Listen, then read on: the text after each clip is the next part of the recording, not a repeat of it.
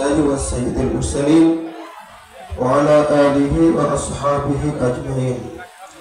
قال الله تعالى في كلامه المجيد والقرآن الحميد: أعوذ بالله من الشيطان الرجيم. بسم الله الرحمن الرحيم. ألف لام را كتاب أنزلناه إليك لتخرج الناس من الظلمات إلى النور إلى آخر الآيات. صدق الله العظيم. অধ্যাপক মাহমুদুন নবী বক্তব্য রাখছেন, যা সরাসরি শুনতে পাচ্ছেন মুস্তাফিজ বরিশাল টিভি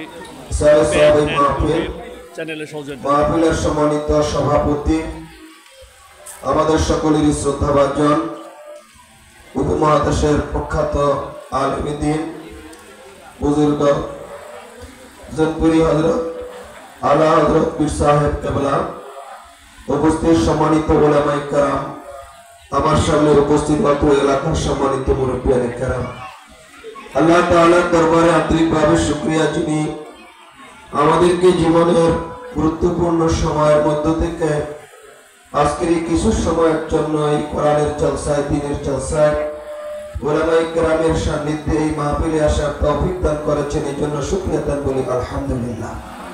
আবার একবার জোরে বলি আলহামদুলিল্লাহ। আল্লাহ তাআলা আমাদেরকে সুযোগ করে দিয়েছেন। সম্মানিত হাজিরেন, আমি অল্প সময় একটু কথা বলবো।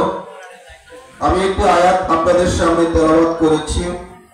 আল্লাহ রাব্বুল আলামিন ইরশাদ করেন, আলিফ লাম রা কিতাবুন আনজালনাহু ইলাইকা, হে নবী, আপনার উপর এই কিতাব নাযিল করা হয়েছে লিতুখরিজান নাসা মিনাজ যুলুমাতি ইলান নূর, এই কিতাবের মাধ্যমে আপনি মানব জাতিকে অন্ধকার থেকে আলোর দিকে নিয়ে আসবেন, জাহিলিয়াত থেকে হেদায়েতের দিকে নিয়ে আসবেন, বাতিল থেকে কুফরির থেকে ইসলামের দিকে নিয়ে আসবেন।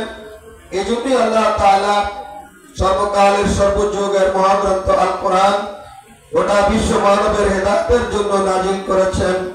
এজন্য আমরা সকলেই একবার শুকরিয়া আদায় করি আলহামদুলিল্লাহ। সম্মানিত ভাইরা আমার, আল্লাহ রাব্বুল আলামিন বলেন, এই কিতাব আমি মানব জাতির হেদায়েতের জন্য নাযিল করেছি। মানুষের জীবনে, ব্যক্তি জীবন, পারিবারিক জীবন, সামাজিক জীবন, অর্থনৈতিক জীবন, সাংস্কৃতিক জীবন, রাজনীতির জীবন, গোটা দুনিয়ার মানব জীবনকে পরিচালনার জন্য আল্লাহ তাআলা এই কিতাব নাযিল করেছেন। আমরা জানি আল্লাহ রাসূল সাল্লাল্লাহু আলাইহি ওয়াসাল্লামের উপরে যখন কোরআন নাযিল হয় নাই, সেই মক্কা আইয়ামে জাহিলিয়াত গোটা দুনিয়ার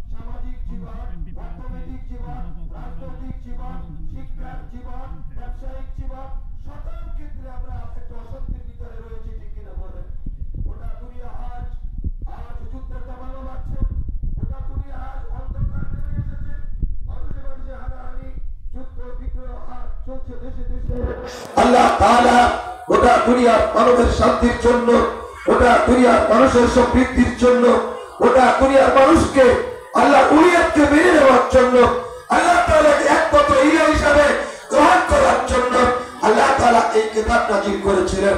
উল্লেখ হলো, আমরা সেই সর্বকালের সর্বযুগের সর্বশ্রেষ্ঠ কিতাব এই আল কোরআনকে অবহেলার মাধ্যমে আমরা মর্তিনের যুদ্ধের ভিতরে ফেলে রেখেছি, তাকিয়ার ভিতরে ফেলে রেখেছি, আরবির ভিতরে ফেলে রেখেছি।